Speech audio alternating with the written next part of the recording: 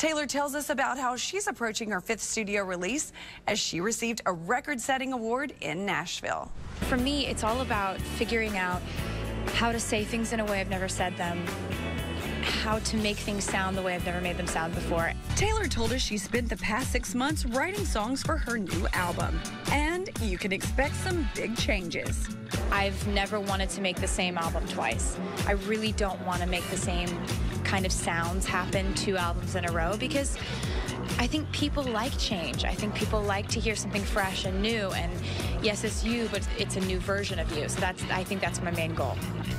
We spoke to Taylor at the Nashville Songwriters Hall of Fame induction ceremony, where she received the Songwriter Artist of the Year award for a record-breaking 6th consecutive time. I think the first time I won the award, I was definitely a teenager. So to keep on getting it is wonderful, especially in a year when I've been so experimental with my music, and I really appreciate that they understood what I was trying to do. Later in the show, we have more with Taylor as Cody sits down with her and gets the scoop on meeting Ozzy, her new movie, and her new addition to the Country Music Hall of Fame. It's the largest donation by any individual artist ever. We were there as she saw the results of her generosity come to life. After a quick test of the scissors, Taylor made it official.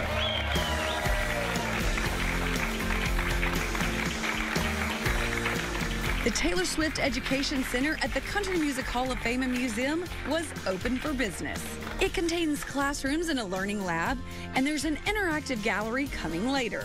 Right after the ribbon cutting, Cody sat down with Taylor to talk about the new center and a lot more.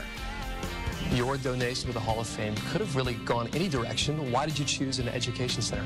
I think for me, music education is really such an important part of my life. I mean, my life changed so completely when I discovered writing my own songs and playing guitar, and to kind of put funding behind opportunities for kids to learn how to play an instrument, or to learn what it is to be a producer, or to learn what it is to be a tour manager, or figure out what it is to be a professional songwriter.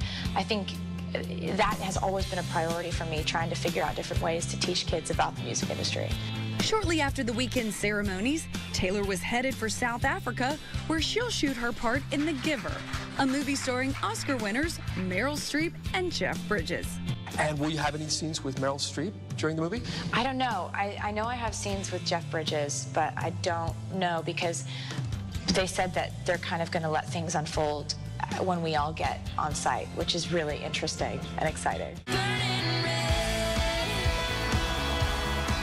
This winter, Taylor takes her Red Tour to Australia and England. She says the crowds aren't that much different overseas, except for one little detail. My name is like very differently pronounced in different countries, because up north here in America it's Taylor, and then in the south it's Taylor, and then it's in Australia it's Tyler, and then in England it's Taylor. So you can always kind of tell where you are just based on how people say like hello to me, and then they say my name and I'm like, oh, we're in Spain. And we couldn't let Taylor get away without asking her about meeting the infamous Ozzy Osbourne and the Osbourne family. Tell me about your run-in with the Prince of Darkness, Ozzy Osbourne. He loves you, apparently. It was unbelievable. I was shopping in LA, and my friend said, oh, the Osbournes are over there. And I was like, oh, cool. And I don't think I'd ever met them before, but I went up and just was like, hey, how's it going?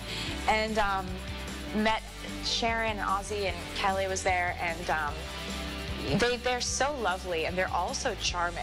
Like, they're all just so witty and so quick. Wouldn't you love to be a fly on the wall for that?